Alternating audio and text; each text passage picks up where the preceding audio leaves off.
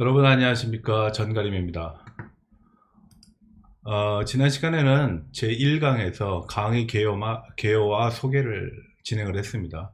오늘은 제2강 순서인데 1강에 붙여서 하도록 하겠습니다. 2강은 모두 3개 부분으로 구성이 되었는데요. 우선 1강에 붙여가지고선 2강의 첫 번째 부분을 붙이고요. 나머지는 2강 부분의 두 번째와 세 번째 부분은 제2강으로 옮겨 놓도록 하겠습니다. 본 동영상은 그 강의 시간을 맞춰가지고서 모두 진행하도록 되어 있기 때문에 이렇게 진행한다는 점을 여러분들께서 양해를 해 주시기 바랍니다. 그러면은 1강에 붙여서 제2강의 첫 번째 내용을 먼저 설명하도록 하겠습니다. 오늘 강의할 내용의 첫 번째 주제는 왜 중국인가라는 겁니다. 물론 지난 시간에 여러분들께 설명을 해 드렸지만 중국이 부상을 했다라는 점은 이미 현재 진행형이 아닌 완료형으로 가고 있습니다. 중국의 부상을 알리는 각종 매체의 보도 내용을 보더라도 여러분들이 잘 알 수 있을 텐데요. 많은 신문, 잡지, 그리고 TV 뉴스 등에서 중국의 문제를 많이 다루고 있습니다. 그리고 그 비중이 점점 증가를 하고 있는 것이 사실이거든요. 이것은 모두 무엇 때문이냐? 바로 중국이 부상했다는 점 때문에 그렇습니다. 마찬가지로 여러분이 본 강좌를 수강하는 내용도 이러한 중국의 변화와 더불어서 중국이 부상했기 때문에 여러분들이 아마 중국에 대해서 관심을 가지고 이 과목을 수강한 것으로 생각이 됩니다. 그래서 오늘 이 시간에는 중국이 과연 어떻게 변해왔는가에 대해서 간단하게 설명을 해드리도록 하겠습니다. 우선 첫 번째로 왜 중국인가의 문제를 설명을 해드릴 텐데요. 사실 중국의 부상을 얘기하는 경우에는 여러 가지 요인들이 있습니다. 그렇지만 일단 이 수업에서는 모든 학생들이 쉽게 이해할 수 있는 부분으로서 접근을 하도록 하겠습니다. 자, 여러분들은 중국 하면 무엇이 생각나는지 궁금합니다. 지금 화면을 보시고 있으면은 뭐 짜장면도 있고 뭐 팬다도 나오고 천안문 광장도 나오고요. 그리고 만리장성도 나오고, 그리고 천단공원의 천단, 예전에 그 신께 제사를 지냈던 것이죠. 그리고 뭐 여러 가지 중국 음식, 중국의 사람들이 많다라는 거, 땅덩어리가 크다라는 거를 여러분들이 잘 알고 있을 겁니다.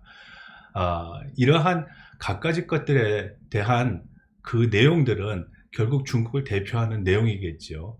사실 여러분들한테 수업을 진행하면서 중국에서는 우리가 생각하는 그런 짜장면은 없습니다. 중국의 짜장면은 우리와 좀 모습이 다르거든요. 만리장성 기회가 되시면 꼭 가보십시오. 중국 사람들은 만리장성에 오르지 않으면은 진정한 사나이가 아니다 라는 표현을 쓰기도 합니다. 그리고 뭐 중국은 팬다가 있죠. 전 세계 어느 나라에도 없는 동물입니다. 그래서 중국이 다른 나라와 관계를 맺을 때 이 관계국의 관계가 좋다라고 판단이 되면은 팬다를 대여하는 그런 경우도 있습니다. 우리나라에도 뭐 에버랜드에 2마리가 와 있죠. 뭐 중국 음식 여러분들 잘 알 겁니다. 서양의 음식을 대표한다 그러면 프랑스 음식일 것이고, 동양의 음식을 대표한다 그러면 아마 중국 음식일 겁니다. 우리나라에도 실제로 중국 음식점이 한식점보다 더 많은 것이 사실이고요. 그리고 여러분들이 또 즐겨서 먹는 음식 중에 하나가 또 중국 음식일 겁니다. 인구가 많다라는 것은 이미 너무나 잘 알려져 있기 때문에 여러분들에 대해서 구태여 설명을 드리지 않아도 뭐 충분히 이해하리라고 생각을 합니다. 13억 인구가 있다 그러는데요. 실제로는 13억이 넘을 겁니다. 중국은 전국 규모의 인구조사를 10년 단위로 합니다. 물론 매년 각 지역마다 인구조사를 하기는 하지만 일단 인구가 워낙 방대하다 보니까 1년 안에 모든 인구에 대한 인구조사를 진행을 할 수가 없습니다. 그래서 순차적으로 이제 인구 조사를 한다라는 것도 하나의 특징이라고 할 수 있겠죠.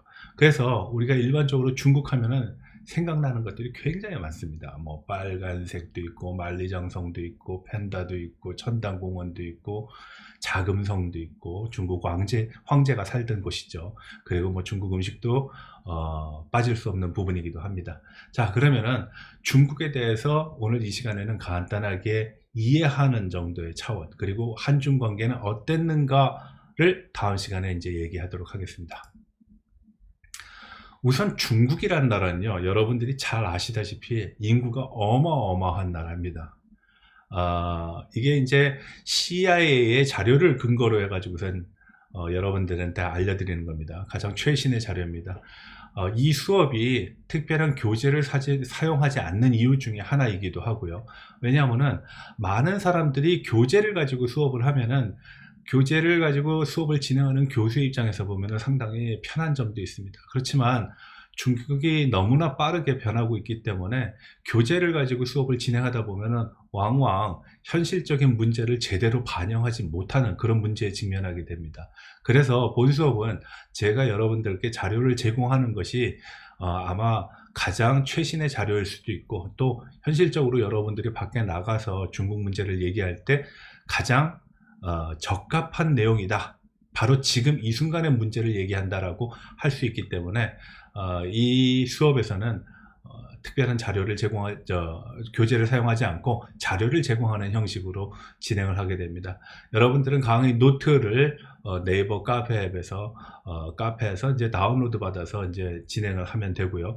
거기에는 강의 노트에는 몇 가지 중요한 부분에 대해서 여러분들이 메모할 수 있는 그 메모장의 기능을 하고 있기 때문에 여러분들 잊지 마시고 네이버 카페 중국연구실에서 전가림 강의 노트를 들어가서 꼭 다운로드 받아서 수업에 임해 주시길 바랍니다.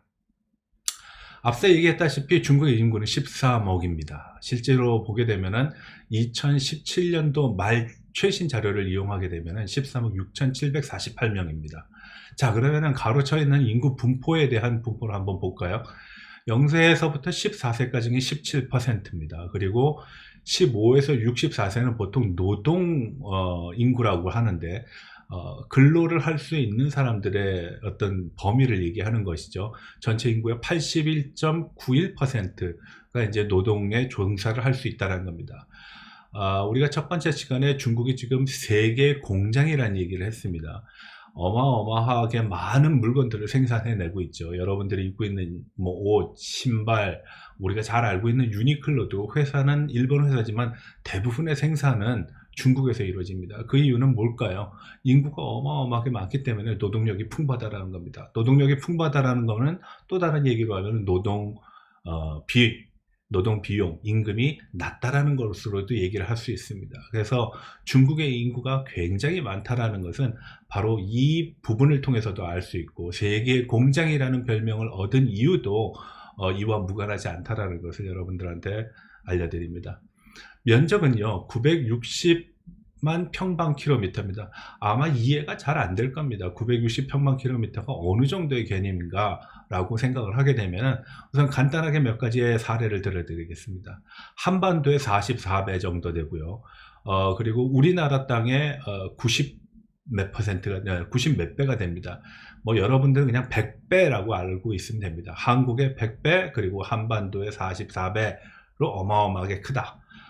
더 중요한 건 뭐냐, 우리나라는 북쪽으로 북한과 국경선을 맞대고 있고 일본과 중국과는 바다라는 그런 경계를 맞대고 있는데요. 중국은 땅덩어리가 워낙 크다 보니까 육지의 경계선이 21,457km가 됩니다. 지구 둘레 한 절반 정도의 면적이 되는 것인데요. 여기에 모두 14개 나라와 국경선을 맞대고 있습니다. 전 세계 어느 나라도 한 나라가 14개 국가와 국경선을 맞대고 있는 나라는 중국밖에 없습니다. 러시아가 아무리 크고 긴 영토를 갖고 있어도 14개 국가와 국경을 맞대고 있지 않거든요. 얼마 전 우리가 코로나 바이러스의 얘기를 가지고 봤을 때 많은 국가들이 국경선 폐쇄를 했어요. 특히 북한이라든지 몽골 뭐 이런 나라들이요. 그 이유 중에 하나는 아마 그 나라의 어떤 의료 환경이 안 좋은 경우도 있지만 국경선이 상당히 크다라는 거죠. 북한과 한국은 철조망으로 둘러싸여 있지만 중국과는 그렇지 않은 경우가 많거든요. 그래서 중국이 가지고 있는 가장 큰 특징 중에 하나는 14개 국가와 국경선을 맞대고 있다. 특히 육지로요. 그리고 해상의 어떤 경계선을 가지면은 훨씬 더 길어집니다. 나라의 땅덩어리의 어떤 그 길이가 크기가 크다 보니까 역시 경계선도 굉장히 길다라는 거죠. 그래서 14만 5천 킬로의 해양 경계를 갖고 있습니다. 여기에는 뭐 필리핀도 들어갈 것이고 한국도 들어갈 것이고 뭐 대만도 들어갈 것이고 뭐 베트남 뭐 여러 나라들이 이제 국경을 맞대는, 해상으로 국경을 맞대는 국가로서의 어떤 역할을 할 수 있겠죠. 세 번째 우리가 주목해 봐야 될 것은 바로 평균 수명입니다. 고령화를 얘기하는데 중국 역시도 지금 고령화의 방향으로 진행되고 있습니다. 다만 아직까지 중국의 인구 중에서 앞서 얘기한 15세에서 64세까지의 노동인구가 많다라는 것 때문에 중국은 아직까지도 제조업 생산 부분에 있어서 상당한 메리트를 가지고 있는 것이 사실입니다. 그렇지만 고령화가 진행된다면 앞으로의 문제는 지금과는 양상이 좀 달라질 것이다. 산업이 그리고 경제가 고도화되지 않으면 아마 인구 노령화에 따른 불편함 그리고 문제점들이 가중될 수 있다는 것을 여러분들이 이해를 해야 됩니다. 남녀 성비를 한번 볼까요? 남녀 성비를 보게 되면은 여자 한 명당 남자의 비율이 한 명이 넘습니다. 이건 무엇을 의미하냐? 뭐 쉽게 얘기하면 일부 일처제의 어떤 전제에서 상당수의 남자들이 결혼을 못할 수도 있다는 얘기도 되겠죠. 근데 이것은 역사 문화적인 영향력도 상당히 큽니다. 예를 들어서 우리가 남아 선호 사상이 있지 않습니까? 남아 선호 사상이 중국에서도 굉장히 심각한 부분 중에 하나입니다. 그러다 보니까 남녀 성비가 맞지 않는다. 예를 들어서 태국 같은 경우에는 여성이 더 많습니다. 그리고 리투아니아도 여성이 많은 국가입니다. 거기에는 오히려 여성들이 결혼을 못하는 경우가 많다. 남자가 그만큼 귀하다라고 볼 수 있는데 중국 같은 경우에는 아직까지는 남존 여비 사상에 의해 가지고 남아 선호를 하다 보니까 여성이 상대적으로 적은 그런 비중을 갖고 있습니다. 그래서 지금까지 여러분들이 이제 알고 있는 몇 가지 사항에 대해서 대략적으로 기억해 둬야 될 것은 인구가 일단 13억 인구고 면적은 한반도의 44배, 한국의 100배 정도 된다라고 알고 있으면 되고 인구에 있어서는 여성의 숫자가 남성의 숫자보다 적다라고 알고 있으면 됩니다. 중국은 땅덩어리가 넓다 보니까 역시 여러 가지의 민족들이 같이 살고 있습니다. 한족이라는 가장 큰 중국, 우리가 보통 중국 사람 그러면 한족이라고 얘기하는데 지금은 다민족 국가라는 것이 전제가 되기 때문에 뭐 한족이 꼭 중국 사람이다 라고 얘기하기는 힘들죠. 조선족도 중국 사람이라고 보는 거니까요. 그래서 중국은 한족 외에도 55개의 소수 민족이 있습니다. 그 중에는 조선족도 들어가고 위구르족도 들어가고 티베트족도 들어가고 그렇습니다.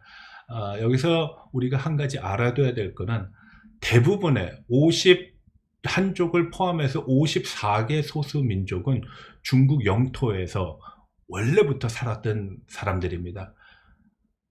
하나의 그 소수민족, 바로 조선족만이 20세기를 전후로 해가지고선 중국 영토로 유입된 소수민족이라는 것을 알고 계시면 됩니다. 다만 소수민족이 55개가 있음에도 불구하고 그 중에서 조선족의 교육열 그리고 조선족의 어떤 영향력이 사람의 어떤 숫자에 비하면 상당히 적지만 그래도 영향력은 꽤 크다. 왜? 교육열이 아주 높기 때문에 그러한 특징을 갖고 있기도 합니다. 물론 한국이 잘 살기 때문에 한국에 와서 많은 분들이 일을 하다 보니까 조선족들의 어떤 경제적인 지위가 올라가는 것도 우리가 간과할 수는 없겠죠. 근데 중국의 어떤 민족을 가지고 얘기했을 때 가장 중요한 부분은 한족이 91% 정도를 차지하고 나머지 한 7, 8%가 소수민족이라는 것입니다. 이게 왜 중요하냐? 한족이 절대 다수를 포함하고 있고 55개의 소수민족을 다 합쳐봐도 7, 8%밖에 되지 않는다는 겁니다. 그렇기 때문에 소수민족의 영향력은 상대적으로 중국이 굉장히 작다라고 얘기할 수 있겠습니다. 그리고 행정구역을 얘기하다 보면은 중국의 행정구역은 모두 23개의 성으로 구성되어 있습니다. 성이라는 거는 우리식으로 얘기하면은 뭐 도청 그 경상남도, 전라남도와 같은 도라고 얘기를 할 수 있는데, 이 하나의 성이 한국 면적보다 더 넓고 더 많은 인구를 가지고 있는 데가 많다라는 것이죠. 우리나라는 서울특별시가 있고 뭐 광역시가 있고 뭐 직할시가 있고 이렇게 구분이 되어 있습니다. 그렇지만 중국은 특별시라는 개념이 없습니다. 직할시 4개가 있고요. 그리고 홍콩, 마카오를 포함한 2개의 행정구, 과거에 외국의 식민지였다가 90년대 후반에 모두 돌려받은 홍콩과 마카오가 있죠. 홍콩 여러분들이 최근 뭐 언론에서 많이 봤다시피 시위가 있었지요. 그 송환법과 관련된 내용들에 대해서 홍콩 사람들이 반기를 들었기 때문에 그 문제로 인해 가지고선 중국 본토와 홍콩이 상당한 마찰을 이루어졌던 것을 여러분들이 직접 목격한 바가 있습니다. 그리고 1인당 GDP를 가지고 하면, GDP는 Gross Domestic Product라고 하죠. 그건 국내 총생산입니다. 1년 동안 한 나라 안에서 생산된 부가가치의 총합입니다. 근데 이것을 14,100달러라고 하면 좀 다소 많은 것이 아니겠는가 라고 생각할 텐데, 여긴 전제가 있습니다. PPP로 계산했다고 앞에 나와 있죠. PPP는 바로 구매력 평가 지수입니다. 그 나라의 어떤 구매력을 가지고 GDP를 계산한 건데 굉장히 빠른 속도로 올라가고 있습니다. 이것은 결국 중국 경제가 굉장히 빠른 속도로 성장하고 있다는 것을 얘기하게 됩니다. GDP 구성을 보게 되면은 우리가 이제 정규 분포로 얘기를 하게 됩니다. 보통 1차 산업과 3차 산업이 적고 2차 산업이 높게 나타나는 것이 일반적인 사안인데, 지금 여기 우리의 자료 화면을 보게 되면은 1차 산업의 비중은 굉장히 낮습니다. 그리고 2차 산업과 3차 산업의 비중이 상대적으로 굉장히 높게 나타나는데요. 2차 산업이 3차 산업보다 높으면 보통은 제조업 국가라고 얘기하고, 3차 산업이 많은 경우에는 보통 일반적으로는 선진국이라고 얘기를 하게 됩니다. 그러니까 중국이 과거에는 아마 1차 산업이 굉장히 컸을 겁니다. 그렇지만 개혁개방이라는 어떤 변화를 통해 가지고선 2차 산업이 증가하면서 결국은 지금은 선진국 대열로 가는 일종의 산업 전환의 방향에 있다. 오히려 3차 산업이 더 증가하는 모습을 보이고 있다는 거 여러분들이 알아두시기 바랍니다. 중국은 전 세계에서 무역으로 흑자를 보는 나라입니다. 그 흑자 내용을 보게 되면은 수출이 수입보다 많으면 흑자가 되겠죠. 중국이 가장 많이 수출하는 나라는 미국입니다. 그래서 중국과 미국의 무역 갈등이 있는, 무역 전쟁이라고 표현하는 무역 갈등이 있는 것도 바로 이 때문입니다. 그럼 중국은 어느 나라에서 가장 많은 수입을 할까요? 자랑스럽게도 우리나라입니다. 그래서 우리나라가 중국의 총 수입에 있어서 약 10% 정도를 차지하고 있습니다. 미국이나 일본보다도 훨씬 높습니다. 자, 중국의 외환 보유액은 상당히 높은 수준을 기록하고 있는데요. 이 자료는 2018년도에 자료를 근거로 하고 있는데 3조 2170억 달러입니다. 지금은 조금 내려가긴 했는데요. 여전히 상당히 높은 수준을 가지고 있다라고 보게 됩니다. 자, 뭐 실업률은 잠깐 설명을 드리면은, 실업률이 3%인 경우를 일반적인 상황, 거의 뭐 경제가 상당히 괜찮다, 실업률이 그렇게 문제가 되지 않는다라고 얘기하는데, 실업률이 3%를 넘게 되면은 다소는 좀 주의를 한다라고 보면 됩니다. 실업률이 한 4%에서 5%, 특히 5%를 넘어가게 되면은 실업 문제가 상당히 심각하다고 얘기를 하고 있는데, 중국의 실업률은 지금 4.2%를 기록하고 있습니다. 교통과 공항은 제가 여기서 왜 설명을 했냐 하면은, 중국이 1920년도까지만 해도 철도를 20만 킬로를 부설을 해야지, 깔아야지만 경제 성장을 선진국과 같이 할 수 있다라고 그랬는데, 아직도 중국의 어떤 철도 연장선은 20만 킬로미터가 되지 않습니다. 그러니까 아직도 선진국으로 가려면 더 많은 기간 산업, 도로라든지 철도라든지 공항이 필요하다라는 것이죠. 여기서 공항을 한번 잠깐 설명을 해드리겠습니다. 507개가 있는데 앞으로 이 숫자는 더욱더 크게 증가할 겁니다. 그래서 우리 학교도 항공 서비스 학과를 만든 이유가, 중국의 어떤 수요가 증가함에 따라서 스튜어디스 혹은 스튜어드 그리고 비행기 조종사의 수요도 늘어날 것이기 때문에 이거에 발맞춰서 이제 우리 학교도 항공서비스학과를 만든 것이죠. 지금 보시게 되면 507개의 공항이 있는데 463개는 활주로가 있고 나머지는 활주로가 없는 흙 위에 이제 비행기가 내리는 경우인데 앞으로 이 숫자는 아마 600에서 700개 정도로 늘어날 겁니다. 자, 그러면은 우리가 왜 중국을 공부하냐? 바로 중국의 성적표가 너무 좋기 때문에 그렇다라는 겁니다. 이 수업을 만약에 10년 전에 했으면은 아마 많은 사람들은 과연 중국이 얼마나 대단할까? 뭐 세계 20위, 50위, 80위 이런 얘기를 많이 들었을 텐데 중국은 지금 대부분 세계 랭킹에서 앞에 위치해 있습니다. 구매력 구매력 평가로 인해 가지고선 국내 총 생산을 보게 되면은 지금 세계 1위고요. 그리고 수출 역시 세계 1위입니다. 외환 보유액 2017년도, 18년도 말까지만 해도 세계 1위를 기록하고 있고요. 그 중에서 가장 많은 외환은 달러를 보유하고 있어서 달러를 가장 많이 갖고 있는 나라 역시도 미국이 아닌 미국을 제외하면은 중국이라는 것을 알 수가 있습니다. 우리가 우측 하단을 보게 되면 인터넷 사용자가 나오는데요. 13억 인구가 휴대폰을 한 대씩 쓰면 13억 개가 되겠죠. 인터넷 컴퓨터를 한 대 갖다 놓고 인터넷 선을 연결하면 13억 개의 선이 필요하게 되게 됩니다. 근데 아직도 중국의 인터넷 사용자는 2016년도 6월까지의 기록을 보게 되면 7억 명에 불과합니다. 아직도 절반의 인구는 인터넷에 클릭을 한 번도 못 해봤다는 얘기입니다. 그래서 전 세계 IT 업체들이 중국에 관심을 많이 기울이는 이유도 바로 그겁니다. 중국의 인구가 많다고 그랬습니다. 그러면 여러분들한테 간단한 퀴즈 하나 설명해 드릴게요. 여러분들 중국의 공산당원이 얼마나 될까요? 중국의 공산당원은 약 9천만 명 정도 됩니다. 과거에 소련이 붕괴했을 때 공산당원 한 명이 30명의 일반 인민들을 관리를 했는데 이것이 소련 붕괴의 요인이다라고 중국이 판단해 가지고선 중국이 공산당원 수를 계속 늘리고 있습니다.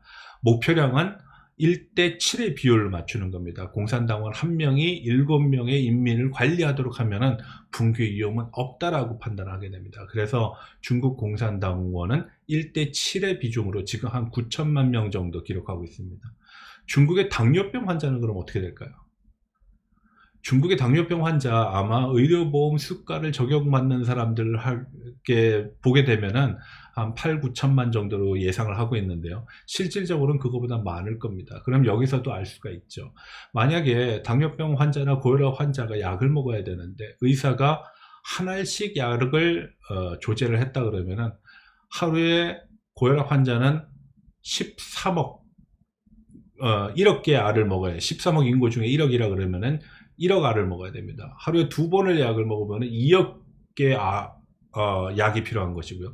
아침, 점심, 저녁으로 먹으면 3억 개가 필요합니다. 어마어마한 숫자입니다. 그래서 제약회사 역시도 중국에 관심이 많습니다. 왜 세계의 제조업 그리고 각 기업들이 중국에 관심을 갖느냐? 중국이 가진 어마어마한 인구 때문에 그렇다라는 겁니다.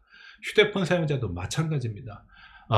지금 여러 가지 무슨 산업들 중에서도 무슨 보험업도 있을 것이고 슈퍼마켓이나 어떤 유통업도 있을 텐데 그 중에서도 중국이 많은 부분을 따라와 가지고서 이미 국산화의 수준을 상당히 높여놓은 부분을 얘기하게 되면은 휴대폰 분야 여러분들이 잘 아는 샤오미라든지 아니면 화웨이라든지 오포라든지 뭐 여러 가지가 있죠.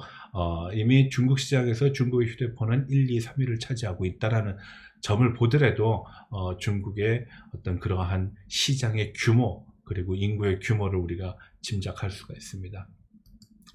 그 다음 내용은 중국의 대외 관계를 설명하는 내용인데요. 이건 사실 전공자들한테는 필요하지만 우리 일반 학생들한테는 50년도, 60년도, 70년도까지는 그다지 중점적으로 강의의 진행을 하려고 하지 않습니다. 왜냐하면 50년도, 60년도, 70년대까지만 해도 중국은 사회주의의 아주 정점이 있었다라고 얘기할까요? 그래서 경제적인 특징이 사회주의 경제다. 굉장히 낙후해 있었다. 그러나 1979년도에 중국이 개혁개방 정책을 실시하면서 80년대, 90년대, 21세기에는 상당한 변화가 일어났다라는 겁니다. 그래서 지금 여러분들한테 소개하는 어떤 경제적인 부분은 대개 80년대 이후의 내용을 중점적으로 얘기를 할 텐데요. 80년대 이후에 중국의 경제가 성장을 하다 보니까 아무래도 중국의 국력도 증가하게 되겠죠. 그래서 국제사회의 영향력도 굉장히 커졌다는 겁니다. 그리고 80년대 이전까지만 해도 소위 냉전이라고 해가지고선 언제든지 이념간의 갈등으로 전쟁이 일어날 수 있다. 사회주의와 자본주의는, 그리고 민주주의와 공산주의는 대립할 수밖에 없다라고 생각을 했지만, 냉전이 종식된 이후에는 이런 이념 갈등보다는 오히려 경제 전쟁이 더욱더 큰 주목을 받게 됩니다. 그래서 전쟁은 일어나지 않을 것이라는 전제에 모든 나라들이 경제에 주력을 하게 되는 것이죠. 그리고 그 주력하는 가운데 중국의 성장세가 가장 두드러졌고, 또 이런 이유로 인해 가지고서 많은 학생들이 중국에 관심을 갖는 이유도 바로 그렇습니다. 그럼 오늘의 마지막 내용을 보게 되면은 중국이 지금 세계적인 어떤 경제 위기, 금융 위기 속에서 갖고 있는 특징을 하나 설명을 해드리겠습니다. G2라고 대변되는 미국과의 경쟁이 가장 두드러지고 있다. 무역전쟁도 그러한 어떤 전제라는 것이죠. 패권국인 미국, 도전국인 중국이 자리바꿈을 하고 싶은 겁니다. 중국이 1등 하고 싶다라는 것이죠.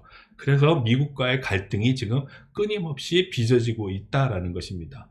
미국은 1등을 지키려고 하는 입장에서 중국은 1등을 획득하기 위한 그런 목표를 가지고 하고 있는데, 중국의 경제 성장률은 점점 떨어지고 있습니다. 이게 뭐 경제가 안 좋아서 떨어진 것보다는 오히려 경제가 상당 수준으로 올라갔기 때문에 이제부터는 성장률이 떨어질 수밖에 없는 필연적인 결과와도 관계가 있습니다. 뭐 이해가 잘 안 되면은 우리의 키, 사람의 키를 가지고 설명을 하면 됩니다. 어렸을 땐 부쑥부쑥 자라죠. 그렇지만 여러분 나이 정도 되면 더 이상 키는 크지 않고 체중만 늘어나는 그런 상황과도 마찬가지입니다. 그래서 중국이 경제 성장률이 떨어지는 것은 위기 상황이라는 요인도 있지만, 더욱더 중요한 것은 이미 상당히 몸집이 커졌기 때문에 이제 몸집보다는 내실이 더 중요하다. 그래서 중국은 내실을 어떤 강화하기 위해서 IT 산업에 굉장히 주력하고 있고, 그것을 중국 제조 2025라는 프로젝트를 통해서 실현하고 있고, 대부분의 내용은 핀테크 아니면 전자상거래와 같은 IT, 그리고 제4차 산업과 연관해서 보고 있다는 것입니다. 두 번째로는 금융을 차지하는 나라가 세계의 패권국입니다. 지금까지의 패권은 모두 미국 중심이었다는 것이죠. 중국은 거기에 불만이 있는 것입니다. 그래서 금융체제를 바꿔야 된다. 우리 중국도 상당한 역할을 할 수 있고 영향력을 투사할 수 있는 그러한 위치에 선다라는 내용입니다.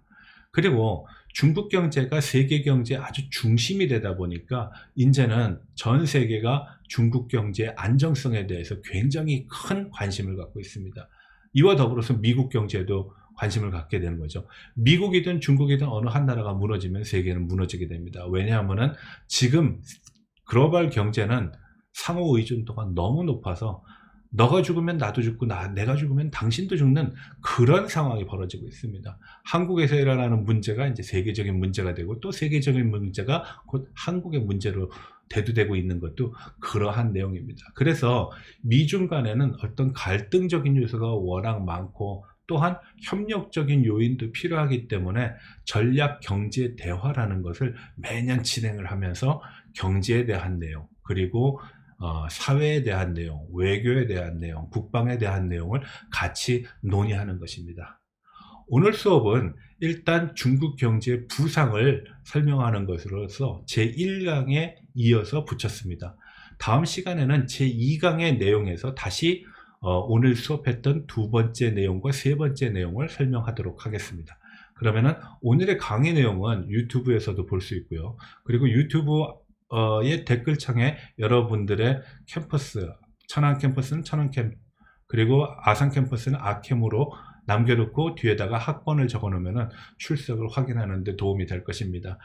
그리고 강의 내용은 네이버 카페에 있으니까 거기서 강의 자료를 다운받아 가지고서 참고하시기 바랍니다. 그러면은 오늘 수업은 일단 여기까지 하는 것으로서 마치겠습니다.